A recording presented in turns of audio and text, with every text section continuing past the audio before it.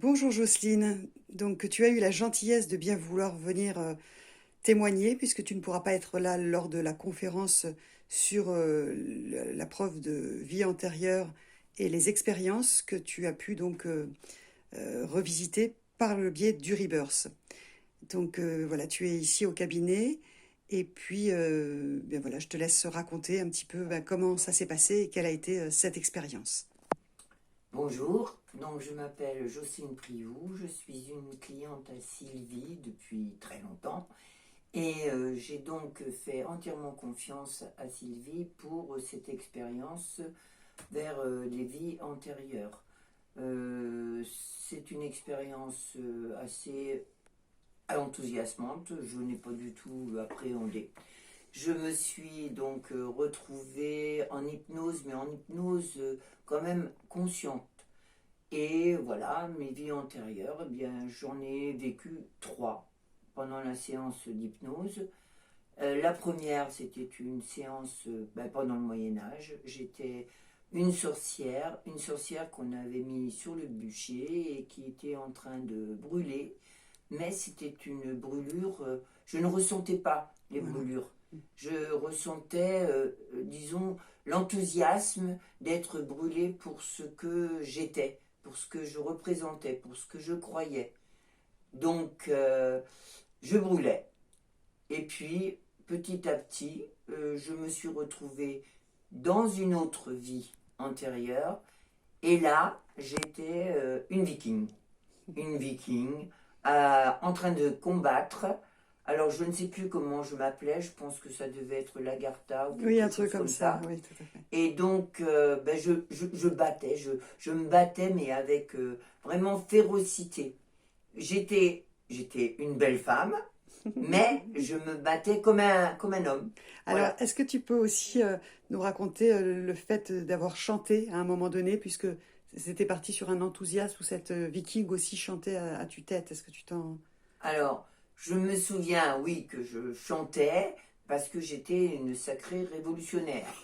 Bon, voilà, je battais, je combattais les Anglais, je combattais tous ceux qui étaient sur mon passage parce que j'avais envie de faire vivre cette, disons, tout ce qui était viking. Pour moi, c'était le plus important.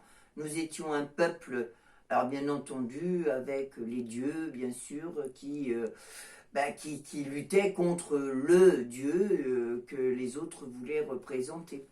Donc moi, je défendais les miens. Voilà. Oui. Mais j'ai disons, ce souvenir de cette épée et de ce bouclier mais qui en mettait plein la tête aux autres. Bon, bien sûr, ce qui s'est passé, c'est que je me suis retrouvée, j'ai été blessée. Et puis après, je ne sais pas si je suis morte, certainement je suis morte, Oui. mais je ne me suis pas vue morte. Oui. Bon. Et ensuite, pour me retrouver dans la peau, alors dans la peau de qui? De Marianne. Marianne, celle de Robin des Bois, qui luttait contre Jean Santerre. Mais j'étais quelqu'un de calme. Là, je ne me battais pas, j'étais bien. J'étais bien, j'élevais des enfants. Oui, j'étais sereine, voilà. Mhm. Et je prenais en charge les enfants, justement, de tous ceux qui étaient tués, puisque Jean Santerre ne faisait pas dans la dentelle, bien entendu. Mais j'étais Marianne. Alors, cette fameuse Marianne, moi, je ne sais pas comment, par rapport à Robin des Bois, qu'elle était, mais je n'avais pas de rapport avec Robin des Bois, disons, comme on a pu peut-être le dire, hein. Moi, j'étais Marianne qui élevait les enfants. Oui, Voilà. Et d'accord. j'étais très bien. Bon. Quel a été, merci beaucoup Jocelyne, quel a été en fait le bénéfice de justement recontacter? Qu'est-ce que tu as pu comprendre de ça par le travail en fait de transmutation, hein, puisque tu as bien vu qu'on avait pu parler avec les différents intervenants, à savoir la viking et les deux autres personnes. On les a laissés s'évader dans un autre espace-temps, puisque c'était vraiment au niveau énergétique qu'elles ont pu revenir à toi. Quel a été le bénéfice finalement pour toi dans cette vie-là, cette vie d'aujourd'hui, la vie de Jocelyne? Alors, moi, je pense que ça m'a donné une force supplémentaire. Parce que, quand j'étais plus jeune, j'étais quelqu'un qui n'avait pas confiance en elle. J'étais un peu, même si je suis mariée avec quelqu'un de super sympa, mais qui était beaucoup, pas sous l'emprise, mais je ne réagissais pas, j'étais un petit peu plus soumise, voilà. Et maintenant, je me retrouve insoumise complètement, là.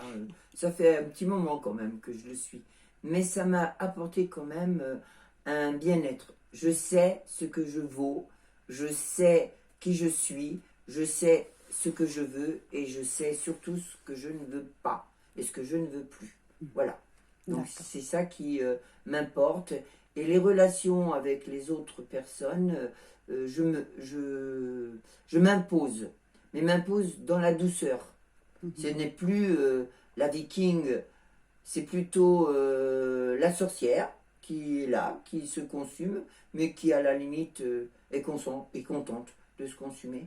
Et c'est celle aussi qui écoute les autres, surtout les enfants, et qui essaye d'apporter un savoir, ce que je fais, puisque bon, moi, dans ma vie active, j'ai été enseignante et que je ne savais pas que j'étais Marianne à l'époque, hein, donc peut-être que ça aussi, c'était dans mes gènes et que je devais l'être. Mais ça a été considéré pour moi, disons, en étant institutrice, quelque chose d'important et je le considérais comme une vocation. Je n'ai jamais regretté ce que j'ai fait. Et actuellement, je me sens très bien. Je suis bien. Ça m'a donné beaucoup de force. Merci beaucoup, Jocelyne. Merci infiniment pour ce témoignage. Au revoir.